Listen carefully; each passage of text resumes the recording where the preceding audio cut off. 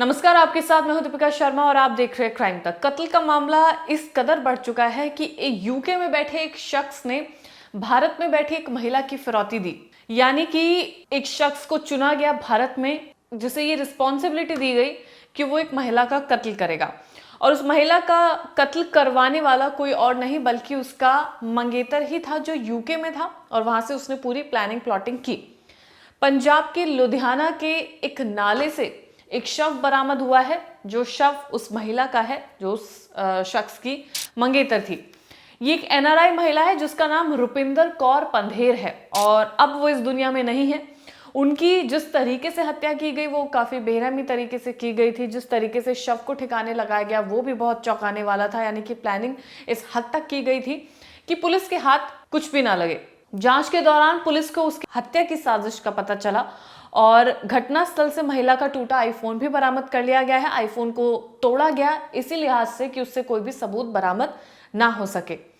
आरोपी सुखजीत सिंह अब ये तीसरा कैरेक्टर है इस पूरी कहानी में जिसने कत्ल को अंजाम दिया है और ये रायपुर में कोर्ट परिसर में टाइपिस्ट का काम करता है। उसने महिला की हत्या उसके 67 साल के मंगेतर चरणजीत सिंह ग्रोवर के कहने पर की थी और उसे 50 लाख रुपए देने का वादा भी इस चरणजीत ने किया था। चरणजीत खुद यूके में रहता है और यहाँ भारत में उसने कत्ल करवाया। शादी से इनकार करते हुए रुपिंदर को रास्ते से हटाने की साजिश रची गई थी। शादी से इनकार करने वाला भी चरणजीत और उसी ने ही पैसे दिए हत्या करवाने के लिए। यानी कि पहले उसने खुद ही शादी से मना किया, दोनों की मंगनी हो चुकी थी, और फिर रुपिंदर यानी कि इस महिला को रास्ते से हटाने के लिए उसने पैसे दिए किसी और शख्स को और उसकी हत्या करवा दी। सुखजीत ने 12 जुलाई को अपने घर में बेसबॉल बैट से रुपिंदर की बेरहमी से हत्या कर दी थी। यानी कि ये जो सुखजीत है जिसको पैसे दिए गए थे हत्या करने के लिए, हालांकि उसे पैसे अभी तक मिले भी नहीं है, ये भी एक बहुत बड़ी बात है। 12 जुलाई को उसने अपने घर में जो उसके बैट था उससे, बेसबॉल बैट से उसकी हत्या की। हत्या करने के बाद बड़ी मात्रा में कोयला मंगवाया गया, घर के अंदर आग लगाई गई और शव को जलाने की कोशिश भी की गई। 2-3 दिनों में जब शरीर राख हो गया, हड्डियां में तब्दील हो गया, तो उन्हें बोरियों में भर के नाले में फेंक दिया गया। इस तरीके से सुखजीत ने इस पूरी वारदात को अंजाम दिया है। पुलिस ने मौके से कुछ अस्थियां बरामद की हैं, एक हथौड़ा और बाकी का जो सामान इस कत्ल में इस्तेमाल किया गया वो बरामद किया गया है। चरणजीत सिंह और सुखजीत सिंह की मुलाकात 2014 में आम आदमी पार्टी के चुनाव के प्रचार के दौरान हुई थी और उस वक्त इन दोनों की नजदीकियां उस तब से बढ़ने लगी थी। चरणजीत ने सुखजीत से रुपिंदर की प्रॉपर्टी विवाद में मदद करने के लिए कहा था। सुखजीत से मुलाकात ऐसे होती है। सुखजीत यानी कि वो शख्स जिसने कत्ल किया है। रुपिंदर अक्सर लुधियाना आने पर सुखजीत के घर पर ही रहा करती थी और उन्होंने अपनी पावर ऑफ अटॉर्नी भी सुखजीत को सौंप दी थी। रुपिंदर ने सुखजीत और चरणजीत को 30 से 35 लाख रुपए ट्रांसफर किए थे। जब चरणजीत ने शादी से मना कर दिया तो सुखजीत को 50 लाख रुपए का लालच देकर उसने ये सुखजीत को काम सौंप दिया कि वो अब इस महिला को रास्ते से हटाए, क्योंकि अब उसे उससे शादी नहीं करनी है। ये रकम अभी तक सुखजीत को नहीं मिली है। शादी के लिए मना भी चरणजीत ने किया और हत्या भी उसी ने करवाई। हत्या के बाद सुखजीत ने अगस्त में पुलिस में गुमशुदगी की शिकायत दर्ज कराई, जिसमें दावा किया गया कि रुपिंदर दिल्ली से, यानी कि क्योंकि वो उसी के घर पे रहती थी तो वो उसके घर से तो जा चुकी है और एयरपोर्ट से वो कनाडा गई है वहां पर किसी की शादी में शामिल होने के लिए, लेकिन अब उसका कोई भी पता नहीं चल रहा है कि वो कनाडा पहुंची है या नहीं पहुंची है, वो कहां पर है कहां नहीं है। इस बात से सुखजीत ने इनकार कर दिया। ये तमाम चीजें जाहिर सी बात है हत्या को छुपाने के लिए की गई। चरणजीत सिंह ग्रेवाल जो अभी यूके में है उसको एफआईआर में मुख्य आरोपी बनाया गया है। जाहिर सी बात है उसको बनाया ही जाएगा।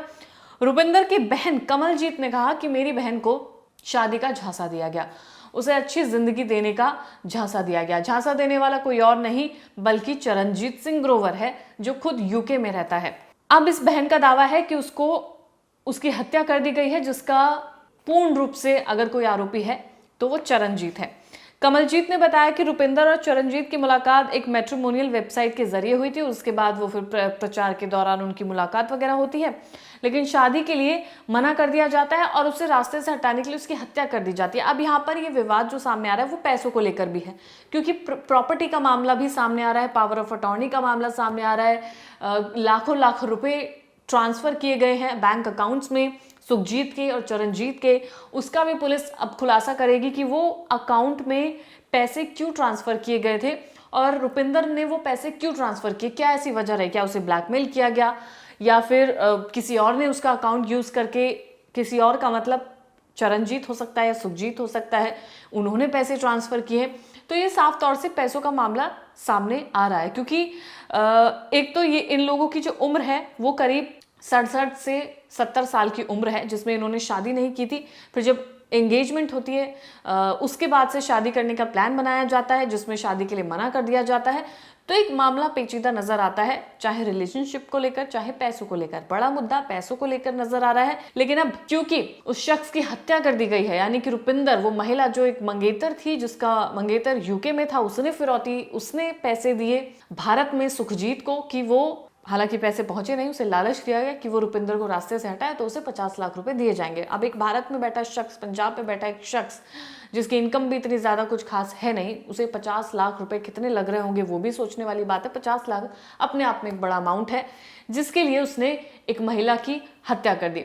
फिलहाल जो पुलिस है वो पूरे एंगल से जांच कर रही है, क्योंकि प्रॉपर्टी का मामला भी इसमें नजर आ रहा है, रिलेशनशिप का मामला नजर आ रहा है, क्या इन तीनों का आपस में रिलेशनशिप है, इस पर भी जांच की जाएगी। सुखजीत से भी पूछताछ की जाएगी, उस मंगेतर से भी पूछताछ की जाएगी। कमलजीत जो रुपिंदर की बहन है वो तो हालांकि बता रही है कि मेरी बहन को झांसा दिया गया है। तो तमाम एंगल्स पे जांच की जाएगी, क्योंकि आजकल झांसा देकर भी ये जो शादी करने का प्रचलन है, यानी कि शादी के लिए हाँ कर दिया जाता है, तमाम चीज़ें हो जाती हैं, चाहे वो फिजिकल रिलेशनशिप बनाना हो, चाहे पैसों का लेन देन हो, उसके बाद शादी से इनकार कर देना। तो ये झांसा देने वाला जो मैटर है वो भी लगातार सामने आ रहा है, तो उस पर भी लगातार जांच चल रही है। फिलहाल इस केस में कोई भी अपडेट आएगा क्राइम तक आपको लगातार देता रहेगा। धन्यवाद।